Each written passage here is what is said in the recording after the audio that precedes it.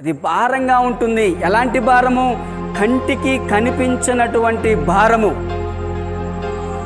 ఎవరికి కూడా కనిపించినటువంటి భారము అనేకమైనటువంటి మనుషులు మోస్తా ఉన్నారు. ప్రయాసపడి భారము మోసుకొనుచున్న సమస్త జనులారా నా యొద్దకు రండి. ఎందుకు రావాలి? యేసు ప్రభు వారు ఎందుకు పిలుస్తూ ఉన్నాడు? ఈ భూమి మీద ఉన్నటువంటి ప్రతి మనిషి కూడా చిన్న పిల్లల దగ్గర నుంచి మొదలు పెడితే ప్రతి ఒక్కళ్ళు కష్టపడుతూ ఉంటారు. నీ జీవితంలో ఒక పక్క కష్టపడుతూ ఉన్నావు, ఉచితార్థంగా మరొక కష్టాన్ని కొని తెచ్చుకుంటూ ఉన్నావు. ఈ కష్టాన్నే మోయలేక సొమసిల్లిపోతున్నావే. తాగుడు ద్వారాగా వచ్చే కష్టాన్ని నువ్వే మోస్తున్నావు కదా. వ్యభిచారము ద్వారాగా నీ కుటుంబం అవమాన పాలవుతున్నప్పుడు అది నువ్వే మోస్తున్నావు కదా. కాబట్టి రెండంతల కష్టాన్ని మోయొద్దు అని ప్రభు పేడ చెబుతా ఉన్నా. కష్టపడుతున్నటువంటి వ్యక్తులకి ఖచ్చితంగా ఏముండదో తెలుసా? కష్టపడుతున్నటువంటి వ్యక్తులకు ఏమి కరువు అవుతుందో తెలుసా? కష్టపడి పని చేస్తున్నటువంటి వారు సొమ్మసిల్లిపోతూ ఉంటారు. కష్టపడి పని చేస్తున్నటువంటి వారు అలసి సొమ్మసిల్లిపోతూ ఉంటారు. కష్టపడి పని చేస్తున్నటువంటి వారు ఎన్నెన్నో శ్రమల చేత నలిగిపోతూ ఉంటారు. అయితే ప్రభు అంటా ఉన్నాడని, ఇదిగో ఈ విధంగా కష్టపడి సొమ్మసిల్లిపోతున్నటువంటి వారు ఎవరైనా ఉన్నారా? ఇదిగో ఈ విధంగా తాగుడికి బానిసైపోయి, తిరుగుడికి బానిసైపోయి, తప్పుడు పనులు చేయలేకుండా ఉండలేకపోతున్నప్పుడు ఆ తప్పుడు పనుల ద్వారాగా వచ్చినటువంటి కష్టాన్ని మోస్తున్నావు కదా.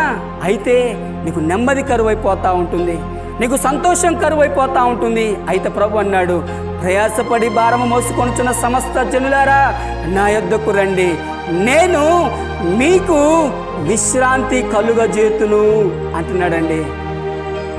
ఏమంటున్నాడు?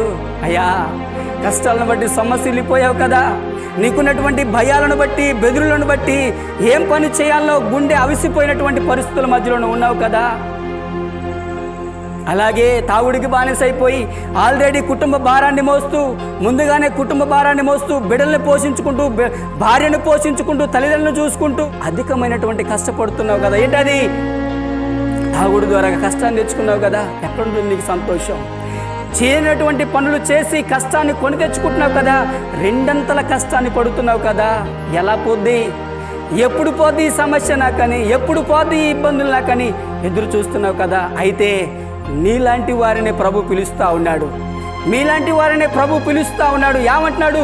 ప్రయాసపడుతున్నావు, భారాన్ని మోస్తూ ఉన్నావు, ప్రియ తల్లి, ప్రియ తండ్రి, ప్రభు నిన్నే పిలుస్తూ ఉన్నాడు. ఎందుకు? నిన్ను కష్టంలో కృంగిపోతూ ఉన్నప్పుడు, నీ కష్టంలో నీకు నువ్వే నీరసించిపోతూ ఉన్నప్పుడు, నీ కష్టాన్ని తట్టుకోలేక నీకు నువ్వే ఇబ్బందులు పడుతూ ఉన్నప్పుడు, కుటుంబ భారాన్ని మోయలేక భూభయంకరంగా సొమ్మసిల్లిపోతూ ఉన్నప్పుడు వాటిలో నుంచి నిన్ను తప్పించడు, కానీ నీ పక్కన నిలబడి ఆ కష్టాన్ని ఎదిరించి పోరాడే విధంగా చేసి నీకు నెమ్మదినిస్తా ఉంటాడు. ఎక్కడ?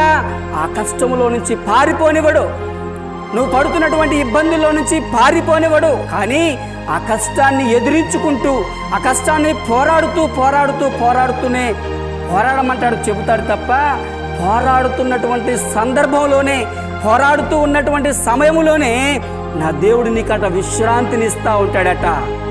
పారిపోయే విధంగా చేయడు,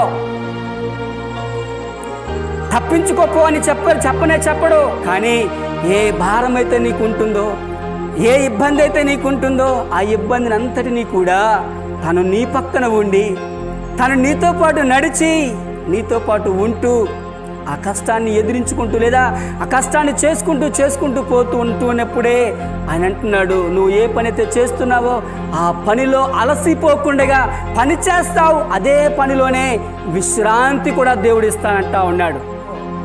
నెమ్మది నీకు లేదా? ఆనందము నీకు లేదా? ఏది నీకు లేకపోయినా సరే ప్రభు అంటా ఉన్నాడు, నేను మీకు విశ్రాంతిని కలుగజేస్తాను అంటా ఉన్నాడు. ఎవ్వరూ కూడా నీకు సాయం చేసేటటువంటి వ్యక్తులు లేరు.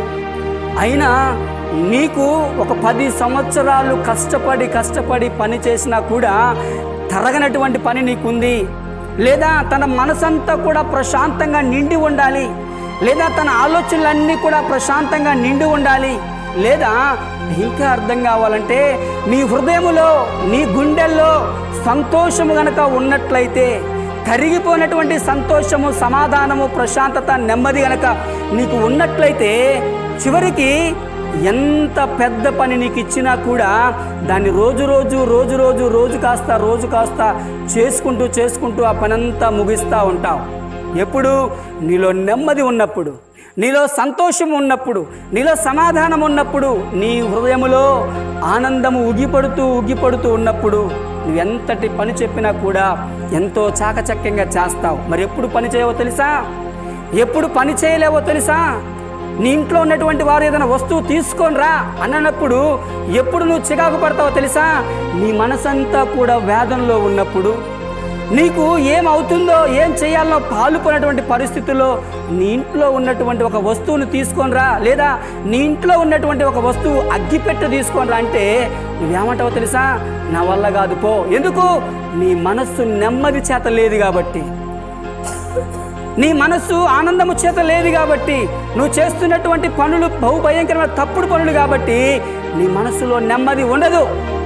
కాబట్టి ప్రభు అంటా ఉన్నాడు, ఇదిగో ఏ వ్యక్తిలోనైతే సంతోషం ఉంటుందో, ఏ వ్యక్తిలోనైతే నెమ్మది ఉంటుందో, ఏ వ్యక్తిలోనైతే ఆనందం ఉంటుందో ఆ వ్యక్తి ఎంత దూరం పొమ్మన్నా వెళ్తాడు, ఎంత బహుభయంకరమైనటువంటి కష్టాన్ని చేయమన్నా చేస్తాడు. కారణం ఏంటి?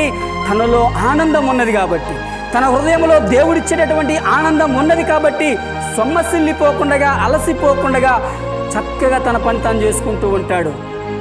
మరి చేయనటువంటి వాళ్ళు ఎవరు? కుటుంబ భారాన్ని ఒక్కడే మోస్తూ ఉన్నప్పుడు, బిడ్డల భారాన్ని ఒక్కడే మోస్తూ ఉన్నప్పుడు, ఇంట్లో ఉన్నటువంటి ప్రతి సమస్యలు ఒక్కళ్ళే మోస్తూ ఉన్నప్పుడు, తట్టుకోలేనటువంటి సమస్యలు నీ చుట్టూ ఉన్నప్పుడు మనిషి మాత్రం మంచిగానే కనపడతా ఉంటాడు, మనిషి మాత్రము దృఢంగానే కనపడతా ఉంటాడు. కానీ తన హృదయములో ఆ వ్యక్తి చేసినటువంటి పాపాన్ని బట్టి, ఆ వ్యక్తి చేసినటువంటి దొంగతనాలను బట్టి, ఆ వ్యక్తి చేసినటువంటి వ్యభిచారపు పనులను బట్టి, ఆ వ్యక్తి చేసినటువంటి మోసపూరితమైనటువంటి జీవితాన్ని బట్టి ఏ వ్యక్తి అయితే తప్పుడు నడకలు నడుస్తూ ఉంటాడో ఆ వ్యక్తికి సంతోషము దొరకదు, ఆనందము దొరకదు. ఎక్కడికి వెళ్ళినా, ఏది తిన్నా మనసుకు తృప్తి దొరకదే, ఎంత సంపాదించుకున్నా ఆనందము దొరకదే. ఎలాంటి పరిస్థితులలో, ఎలాంటి స్థలాలకు వెళ్ళినా కూడా ఆనందం దొరకదే.